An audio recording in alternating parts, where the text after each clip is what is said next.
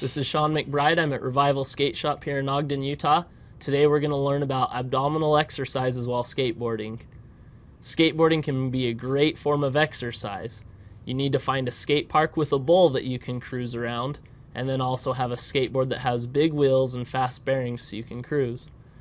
Once you have all that, learn the basics of pumping up and down the skateboard walls. As you go up the wall, bend your knees to get the speed, and as you're coming back down, bend your knees and then straighten up to pump and gain the speed back again. Once you have this concept down, you can take it to several different walls consecutively and put together a run.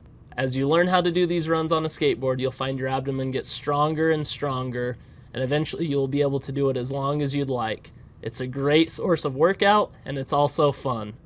And that's how you get an abdomen workout while skateboarding.